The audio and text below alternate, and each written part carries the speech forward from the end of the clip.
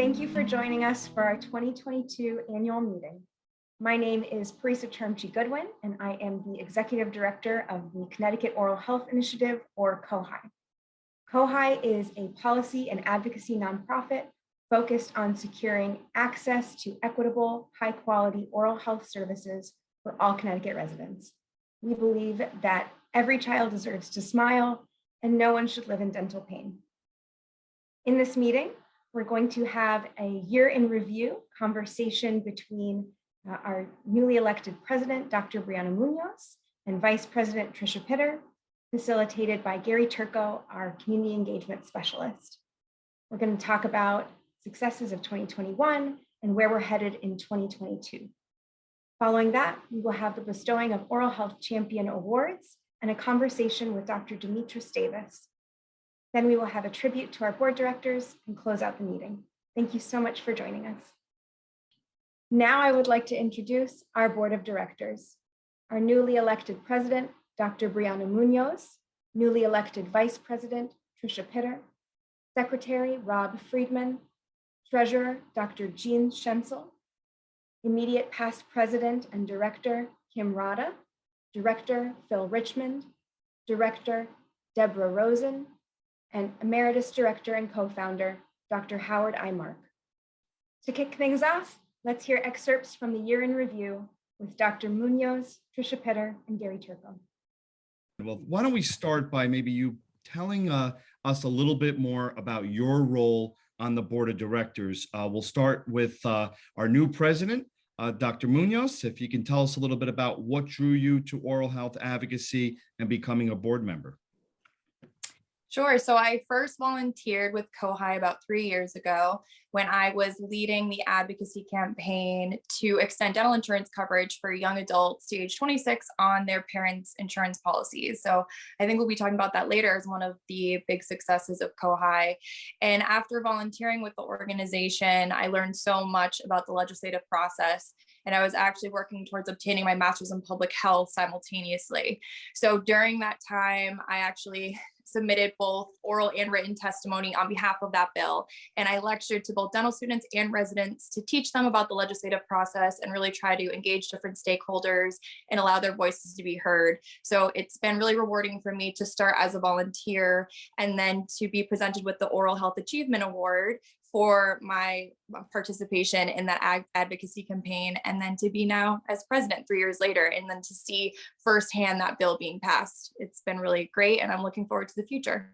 Well, thank you, Dr. Muñoz, and we really appreciate you becoming the new president of the board of directors. It's really exciting. And we have a new vice president.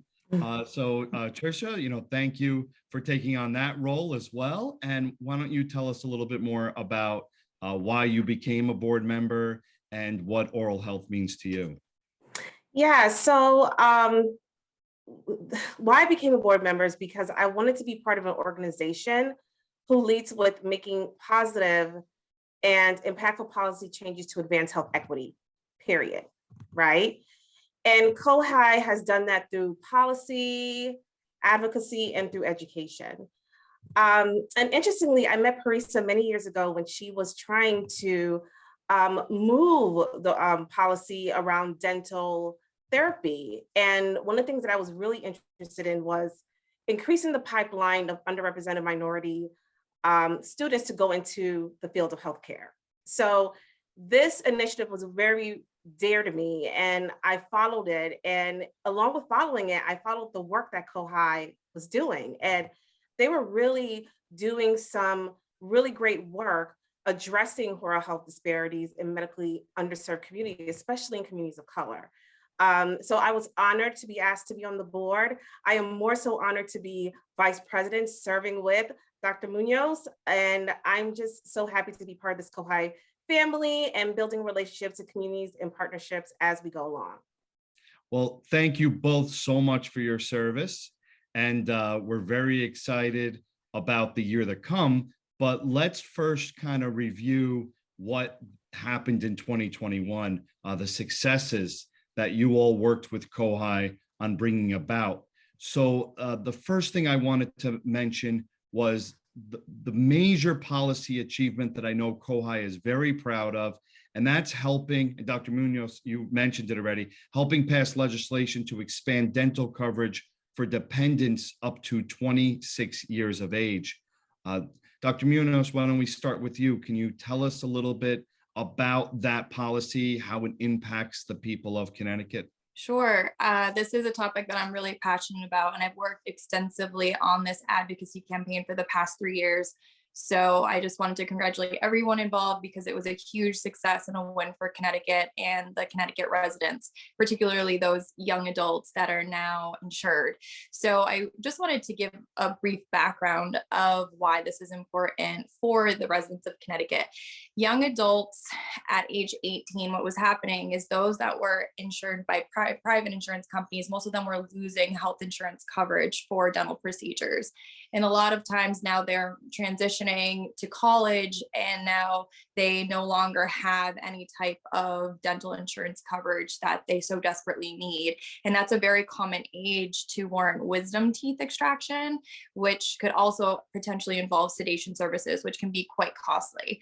So what this bill would do is to increase the utilization of preventive services, to improve access of care, and also to decrease emergency room visits. And for the emergency room, I also wanted to present that as a topic because a lot of dental emergency visits, about 80% of them are entirely preventable.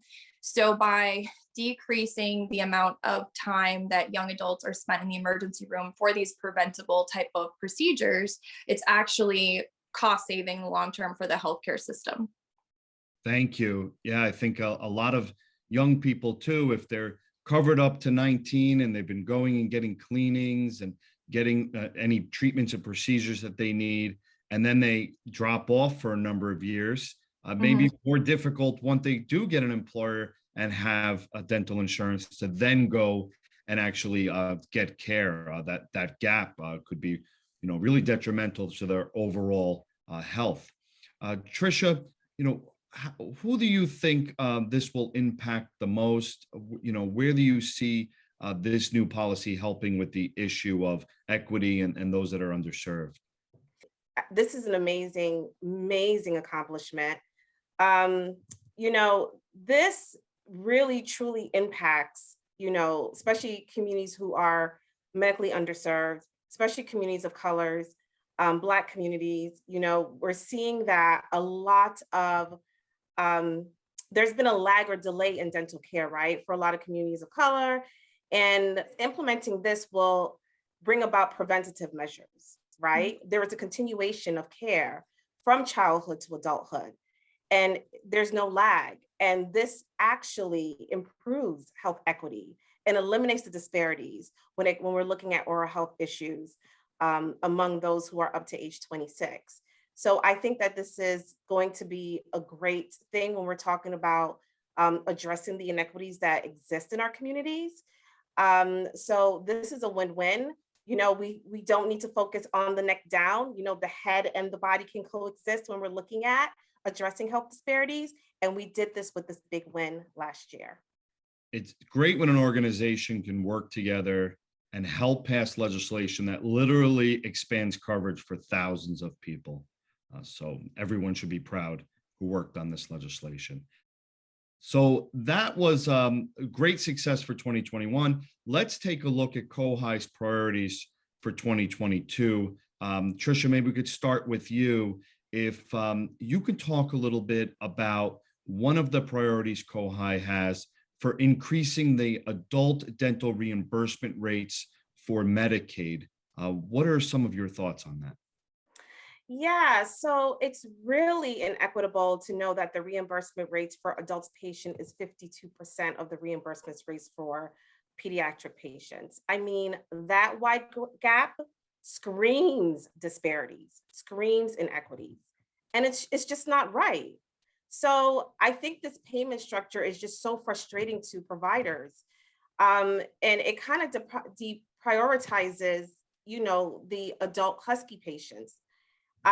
So what this does, right, when, increasing the dental reimbursements rate is, we're addressing this crisis to access.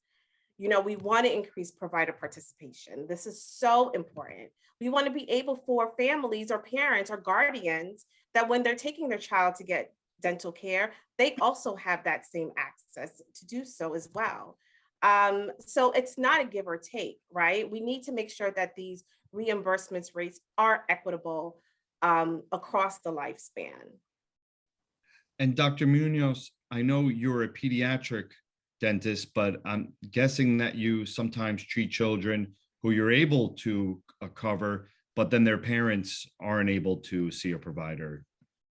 Yes, I treat pediatric patients, but it's also important to understand the multi-generational approach to public health.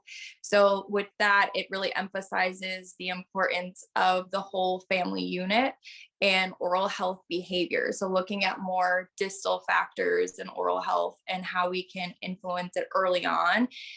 Adults that are seeing a dentist and have an established dental home are more likely then to pass on that knowledge to their children with oral health literacy and know to bring their child to a dentist by age 1. So it all has to do with education, prevention, and early intervention. And something that I wanted to know as a dentist myself is that these Medicaid reimbursement rates have been stagnant since 2008. So I really think that in order to be fair with the changing times, we also need to progress and have the knowledge that running a small business, especially post-COVID-19 pandemic, is very challenging. And there's a lot of rising costs that go along with that. So currently at the moment, I believe it's about $16 to cover the PPE cost per patient per encounter. So just the cost of gloves have doubled since COVID, and I believe the cost has tripled. So that's also something that needs to be taken into account. Although I treat the pediatric population, by age 12, you have the majority of your adult teeth. So a lot of times I have to refer out to different specialties, for example, a root canal. So in order to find an endodontist in Connecticut that will accept Husky, sometimes my patients have to drive several hours. So there's definitely an access to care issue here. And that's not fair to the patients. And they're the most vulnerable population that we really need to think of. And I do believe that the overall health and well-being of our Connecticut residents can really only be measured by the most marginalized group. So I think this is really something that we have to consider. And from a business perspective and dealing with insurances, a lot of dentists say that the number one reason that they're not accepting Medicaid is because of the reimbursement rates, because they're actually losing money for accepting adults with Medicaid, which is really sad. And there's such a gap here. I believe it's 37%, the Medicaid reimbursement rate as compared to private insurance. So I think that's just something that we all need to work on and give a concerted effort in our state and try to improve. And COHI right now is working on a Medicaid gap analysis project. And as part of that project, we are interviewing adults currently enrolled in Husky to learn about their experiences. And as both of you mentioned, I mean, that's some of the things that we are hearing. There's difficulty finding a provider. And as a result from that, their oral health issues are worsening. By the time they end up seeing a provider, sometimes they need extractions they may not have needed if they were able to get preventative care or treat something early. And it causes a lot of stress for individuals and affects all different other aspects of their health and their lives. Trisha, can you tell us a little bit about your vision now going forward, 2022 and beyond? COHI has come very far, new staff, a great flourishing board that has so much to offer, so much, power and knowledge and information, and we are actually formulating some sustainable partnerships in this work. So the vision is there, but we kind of do have some ways to go. We are continuing to take on issues on access to care for low-income families and individuals, right? Those are the things that we're not going to stop doing, and that is going to be a continued vision for ourselves, as well as increasing the amount of Connecticut residents who do have dental coverage, right? We want to make sure that all residents have a fair chance and opportunity for dental coverage. And also, Parisa, she's on so many, committees and, driving the force of how dental care is so important, how oral health care is so important for many different communities, as well as continuing dental therapy. I mean, that's something that I'm very passionate about, and that's something that I really would like to continue for this year, increasing the workforce so that dental therapists can represent the communities in which they serve and live in the communities that they serve in order to increase access. So that is my vision for COHI. And I mean, one of the things that we've accomplished so far is that, we have, people of color who are in lead positions of COHI working together. We see what's happening. We know what's happening in communities.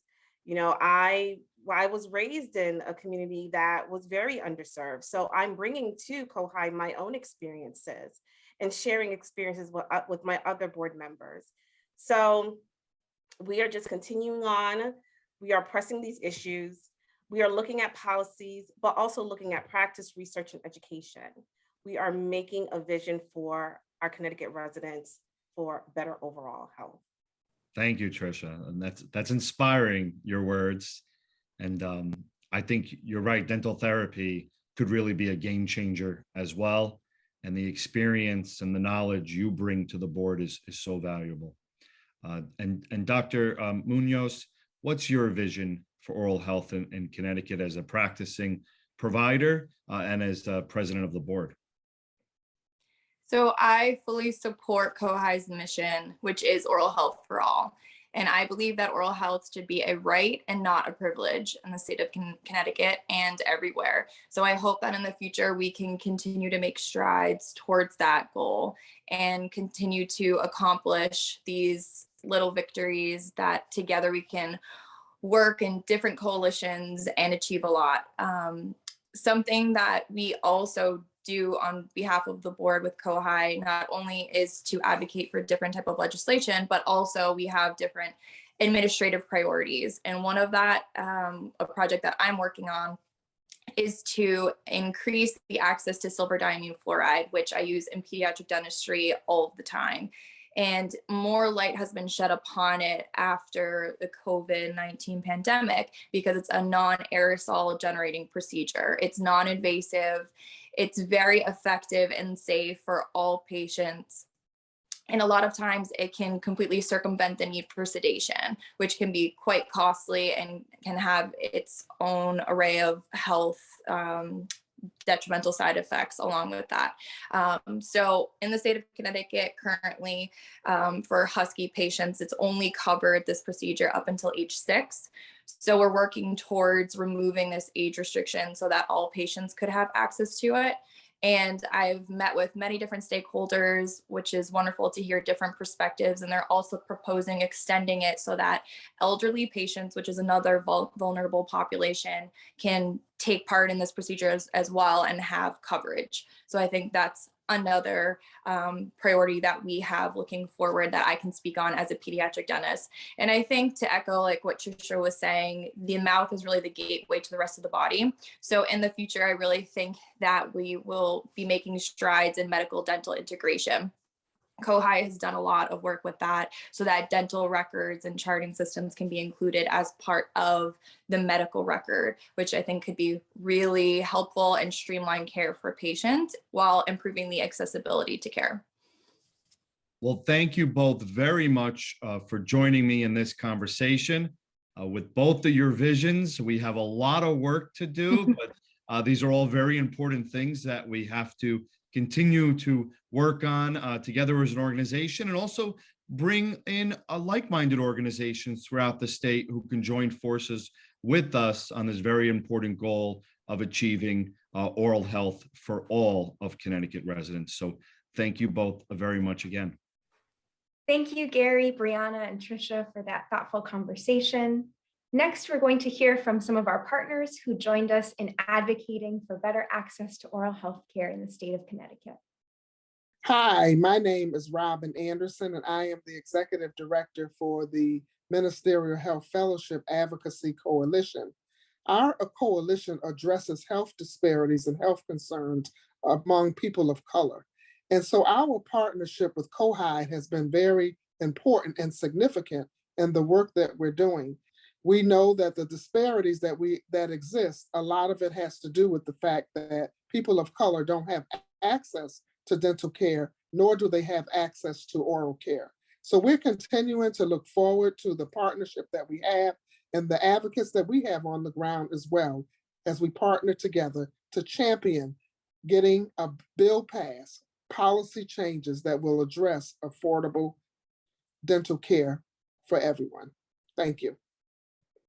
Hi, I'm Mimi DeLesio Matta, the current president of the Connecticut State Dental Association. Our association has had a long-time partnership with COHI. Both organizations work tirelessly to champion for oral health in the state of Connecticut. And last year, we saw the fruits of our combined efforts with a record number of dental-related bills. Congratulations on your success, and thank you, Parisa and the COHI board for all that you do for Connecticut. I'm Fatima Shah. I was a policy intern for COHI, and I'm a current dental student. I wrote testimonies for 2 bills that eventually did get passed with COHI's advocacy, and even with the medical dental integration project I did, they are now going to include dentists in the health information exchange. So I think that work is getting done because COHI has an extreme passion for improving oral health access. Hello, I am Melissa Fettridge. I am a registered dental hygienist. I went to school at Tunxus Community College, and when I was in community oral health class, we were kind of, working on a project to write bills and how the whole legislative process works. So I partnered up with Parisa Goodwin on the bill to pass dental coverage and keep patients on the dental coverage of their parents. When I worked with her, she was amazing, and what she stood for and everything that COHI stood for, it was a whole different side of dentistry and a whole different side of the whole policy thing to me was I never really looked at it that way. I just wanted to be a hygienist, and then being able to work with her in, the whole legislative process and everything. It was really cool to see that you as a person can make a difference. Hi, everybody. I'm Katie Merrick. I'm a dental resident at the University of Vermont Medical Center. And I first became involved with COHI when I was in dental school and graduate school for public health at the University of Connecticut, where I graduated in 2021. And I was involved with COHI as a virtual intern in the summer of 2020, working on a project about improving the dental safety net during COVID. One of the things I have appreciated so much about COHI is that the decisions and recommendations that the organization makes, it's all based on evidence. There's a lot of rhyme and reason and thought that goes into all of their decisions and recommendations, which to me really makes sense and makes me feel instilled with a lot of integrity.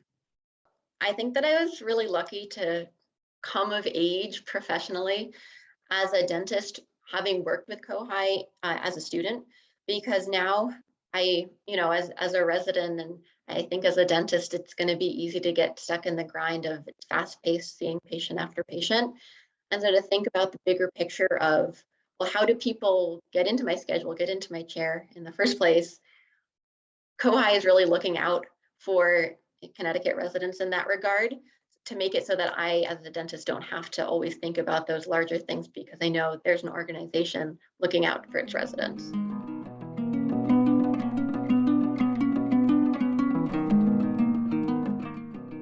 Hi, everyone. My name is Rob Friedman. I'm the secretary on the board for COHI, and I have the pleasure of giving out our awards this year.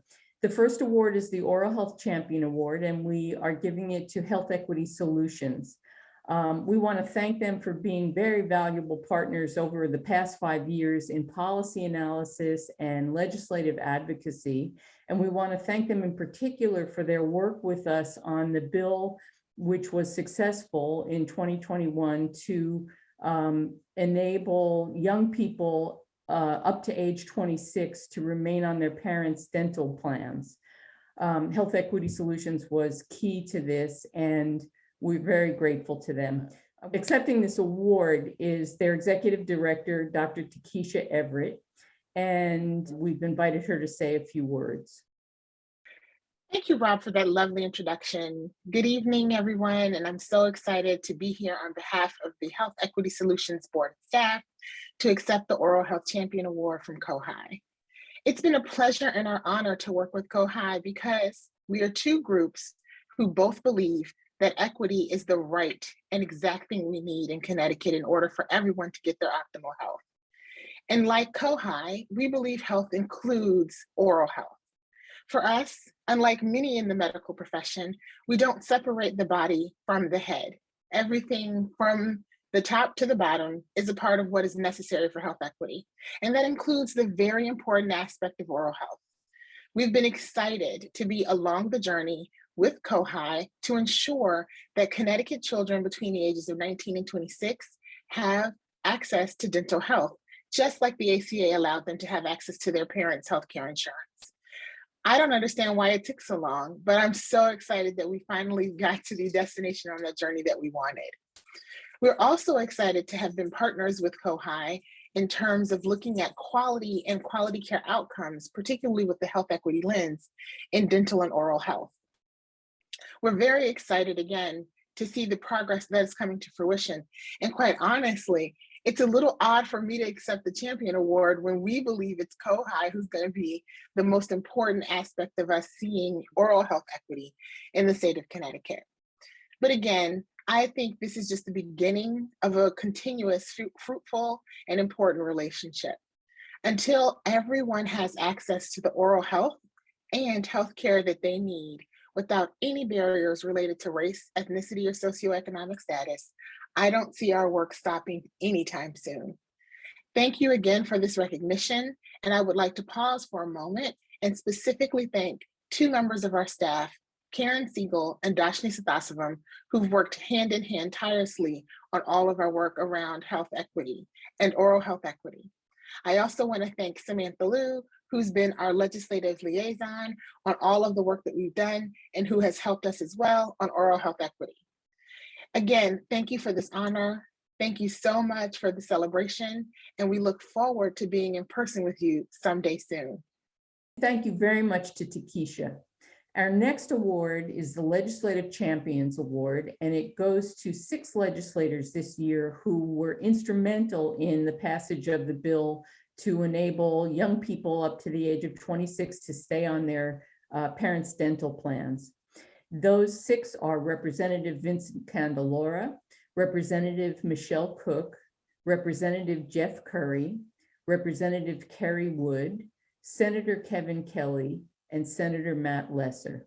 There were also many co-sponsors of the bill whom we'd also like to thank. And on behalf of COHI, we're pleased to present this award to these great champions of oral health. I want to thank the Oral Health Initiative for giving me this award for Legislative Champion. You know, certainly we all know that good health screening for dental care leads to preventing other health issues and also can uncover other health issues.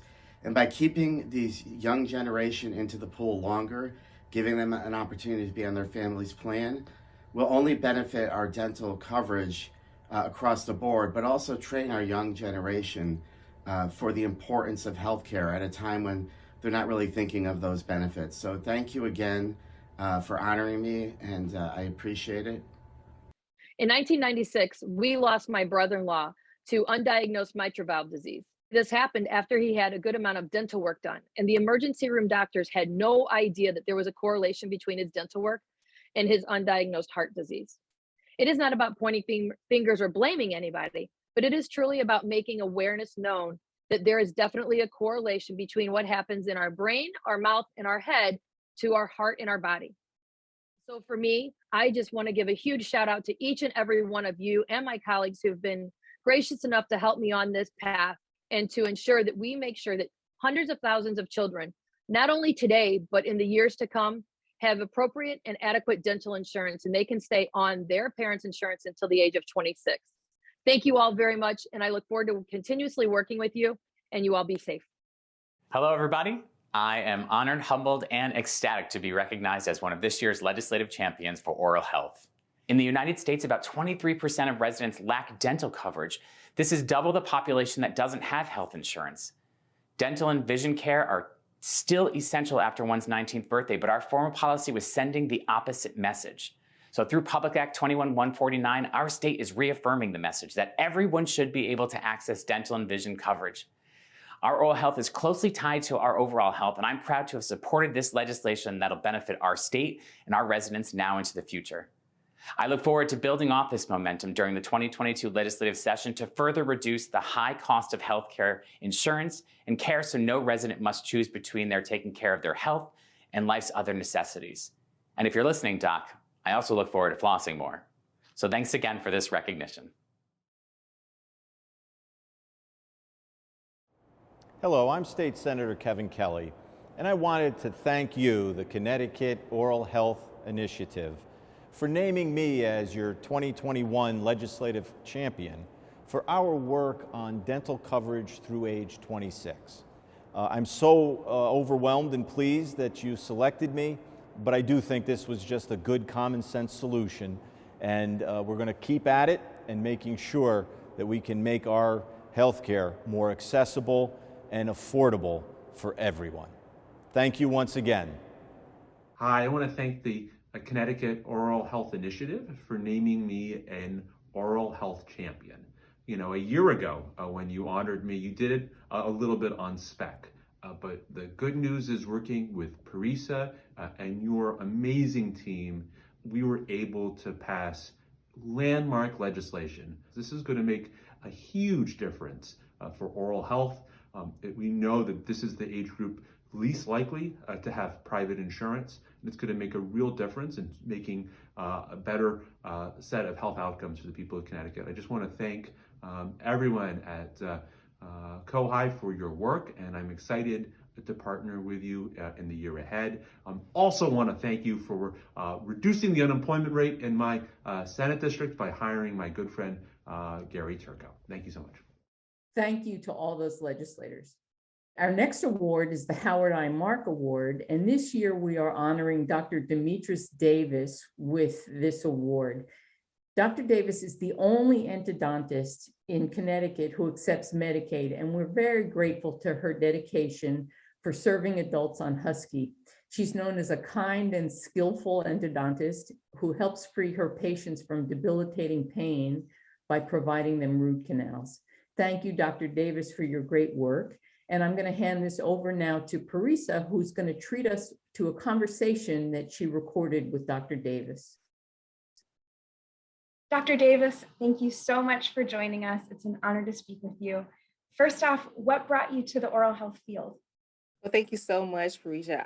There was a dentist by the name of Dr. Walker, who was, at that time in 1995, you really didn't have to go to dental assisting school. So, and he taught dental assisting at a magnet high school. So I just took his class and worked for him. And that is where I developed my love for oral health, that I was like, hey, I'm going to be a dentist.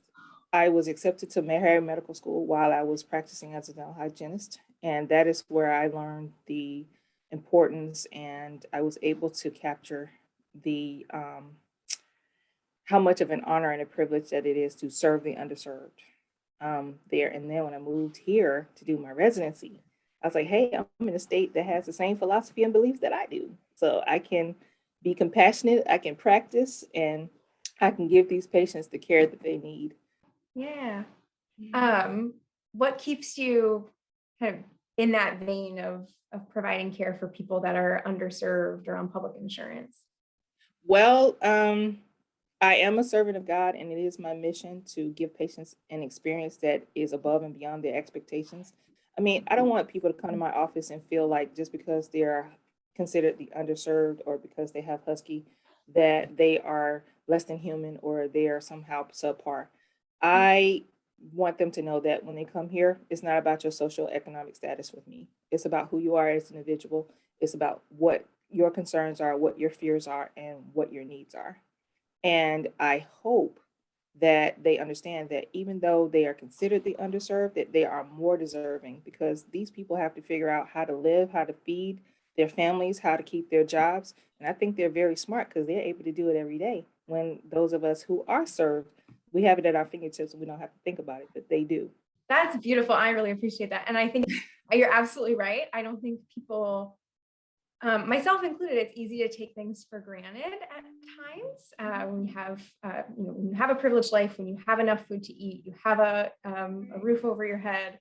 And I don't think people realize how expensive poverty is.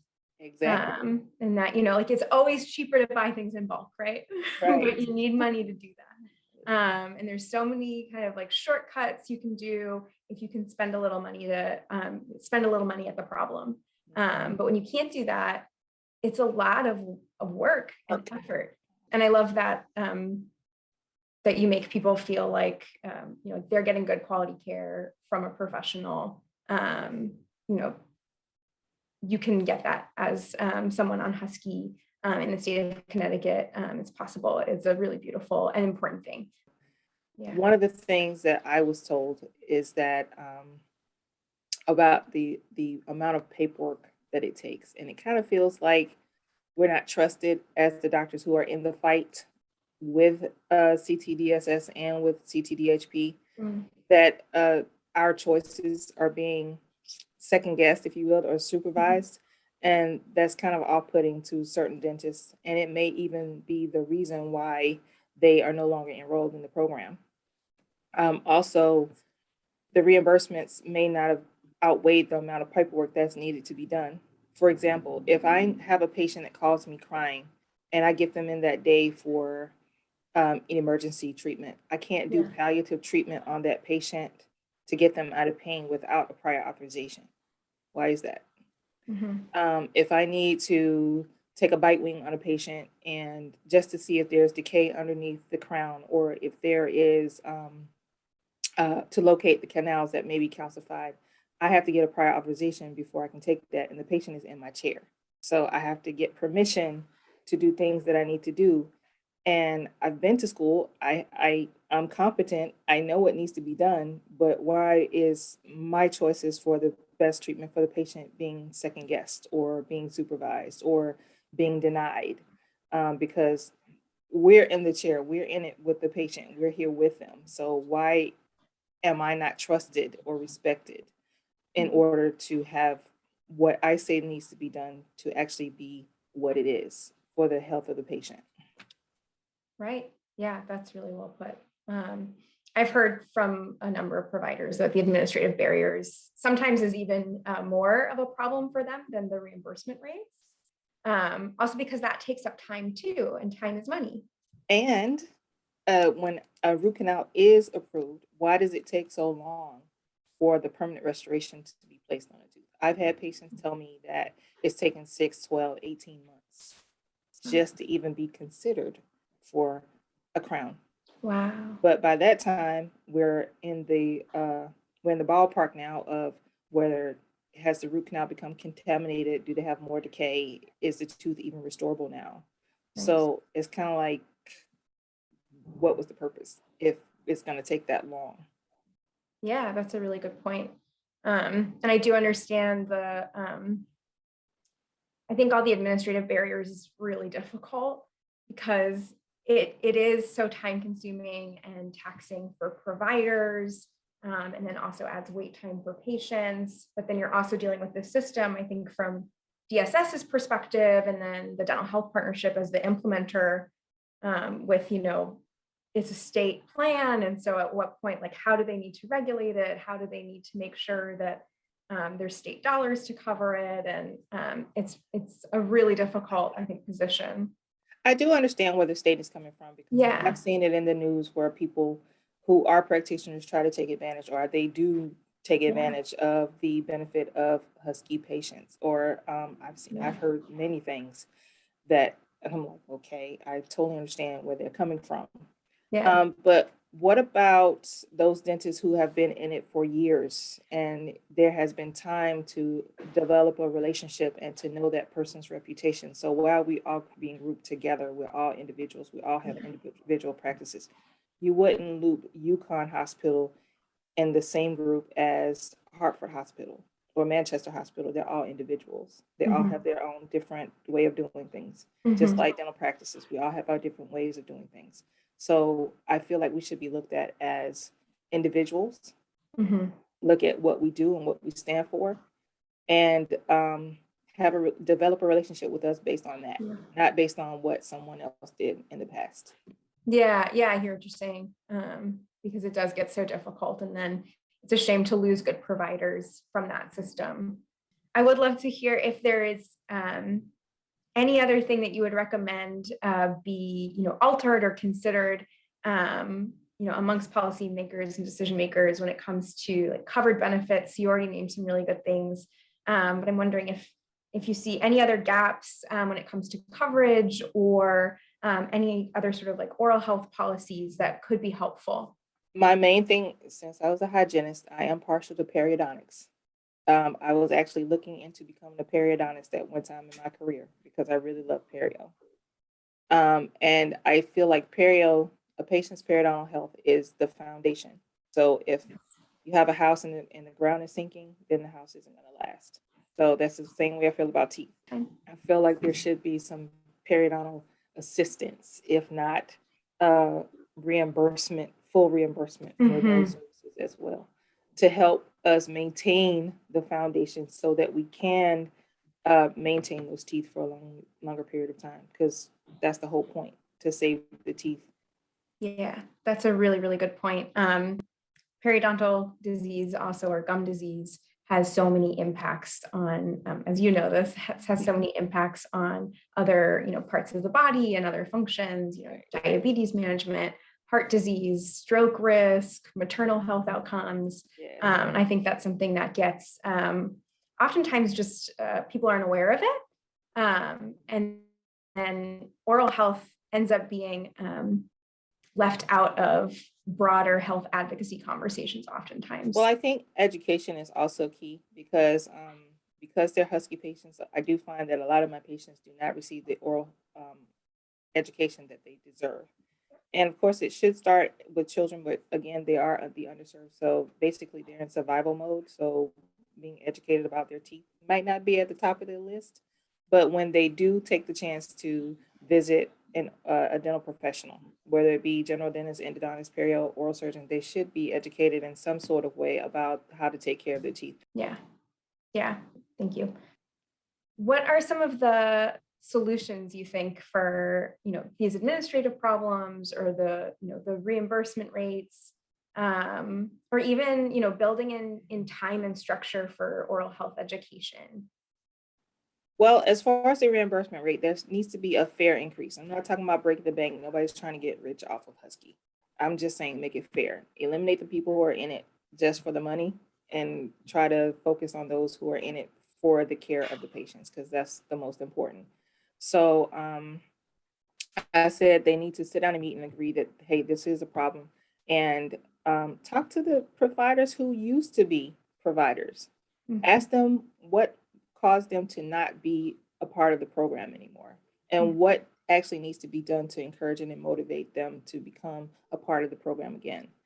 About the red tape with the prior authorizations, give us a little bit more leeway, a little bit more rope, so to speak, in order to make our own decisions, to make us feel like we are respected, that we are trusted as dental providers, and not have such tight restrictions on us when we get ready to do our jobs, basically. And as far as education, I think education should start like with hygiene. When I was a hygienist, you rarely have time to teach people anything. So if they can have a TV monitor to let them know while they're sitting in the waiting room, just have up a monitor, just give them some education, or while they're waiting to be anesthetized, or while they're getting anesthetized, and just go ahead and have a monitor to teach them something. I actually simply just stand there and I go through it with them myself while I'm in the room with them and while they're getting them. And I'll tell them, look, you have toothbrush erosion. Let's work on this. Let's work on flossing. And when I see you again in 6 months, we're going to talk about it. I've also had special needs patients. I don't think special needs patients should be penalized for anything. A lot of times I find that they take medications that cause them to grind and clench severely, and it ruins their teeth. It causes very severe damage to their teeth. So I don't think that they should be penalized because they're missing teeth or about the condition of their teeth. So I think special needs patients should be taken care of no matter what. Whatever needs to be done to treat them, I think that should just be something that Husky allows to take place for them. Yeah, absolutely. Absolutely. I agree. This has been so amazing. I really, really appreciate it. Dr. Davis, thank you for joining us. The whole staff and board of Connecticut Oral Health Initiative is delighted to be giving you the Howard I. Mark Award. We really wanted to recognize you for the incredible work you do providing high quality endodontic care to Husky patients. You're really filling a void and an important service in the state. We really wanted to honor and thank you. It was a total shock to me, but I am totally humbled and honored to receive the award. I hope that I am an example and I am an advocate for these patients. And I hope that people do start to take notice. Like I said, COVID-19 has been an eye-opener and it's impacted millions of people. And some people have even had to embrace becoming underserved from the status of being served. So I think everything that we do is important for other people, and we need to help them move forward and to be able to cope with what's going on in our world. And we shouldn't treat them less than human because everybody's entitled to be treated with the highest regards. Thank you. That was beautiful. I could not agree more. And it is really our honor to bestow this award to you.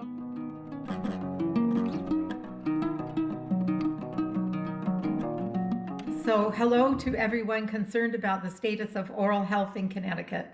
My name is Jean Schenzel, and I'm speaking to you as a board member and treasurer of the Connecticut Oral Health Initiative. Donations, as you probably have guessed, are the lifeblood of our organization, especially as the demands of the work increase, which they are, and flexibility is needed, which it is, to move into new areas of growth and advocacy, which we are doing. I donate to COHI every year because I'm an oral health researcher and advocate myself, and I have been drawn to COHI's work in its efforts to advocate with the legislature and with other organizations, and its deep commitment to fight to achieve oral health equity in our state. COHI has proved that it can, and I'm really proud to be part of this initiative. So if you would like to donate, please visit our website or donation link to donate today. You can find the link in the chat, or if you would like to mail your donation, just send a check to COHI 53 Oak Street, Hartford, Connecticut 06106. And if you have any additional questions or you're curious about COHI, please email Sandra at ctoralhealth.org. And thank you all for your work in supporting good oral health.